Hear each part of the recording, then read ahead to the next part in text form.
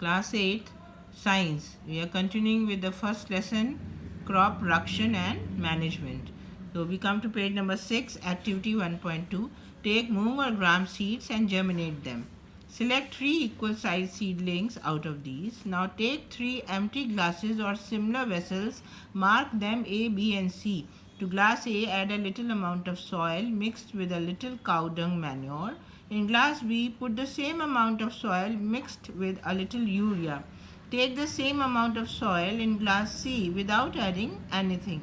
Now pour the same amount of water in each glass and plant the seedlings in them. Keep them in a safe place and water them daily. After 7 to 10 days, observe their growth. Did all the plants in all the glasses grow at the same place? तो आपने क्या किया, मूंग या चने के दाने लिए और उनको हमने अंकुरित किया। 3 बराबर साइज़ के हमने जो अंकुरित दाने थे उनको लिया और 3 खाली ग्लास लिए और 1 सी उनके बर्तन लिए ग्लासेस के और उनको ABC मार्क कर दिया। ग्लास A में हमने थोड़ी सी मिट्टी ली और उसमें हमने जो खाद होती है गाय के डंग की उसको मिलाया। B में हमने उसी मिट्टी में हमने यूरिया मिलाई और तीसरे में सिर्फ मिट्टी ली ग्लास C में, उसमें कुछ भी नहीं मिलाया।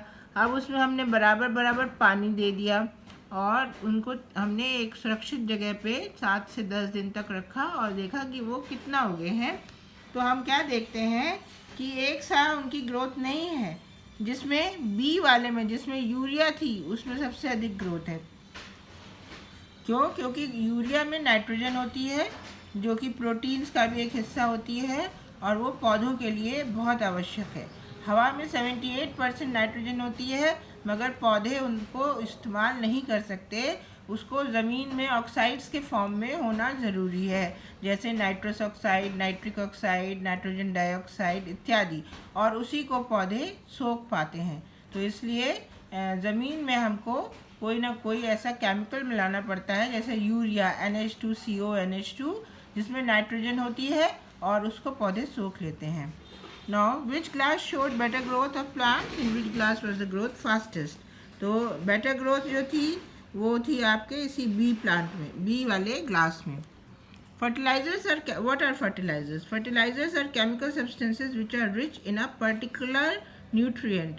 तो fertilizers वो chemical substances हैं जो एक विशेष न्यूट्रिएंट में रिच होते हैं, जैसे यूरिया नाइट्रोजन में रिच है और फॉस्फेट फर्टिलाइजर्स में फॉस्फोरस होता है।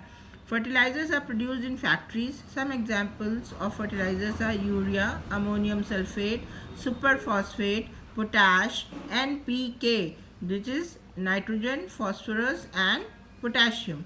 K is calcium, that is potassium. P for phosphorus and N for nitrogen.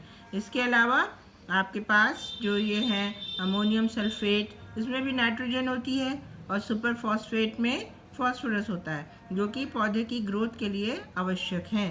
तो ये फर्टिलाइज़र्स फैक्ट्रीज में बनाए जाते हैं, जैसे IFFCO Indian farmer fertilisers corporation जो कि बरेली में जो आंवला है वहाँ पर बहुत बड़ी फैक्ट्री है जिसमें कि हवा की नाइट्रोजन से यूरिया बनाई जाती है। The use of fertilizers has helped farmers to get better yield of crops such as wheat, paddy and maize.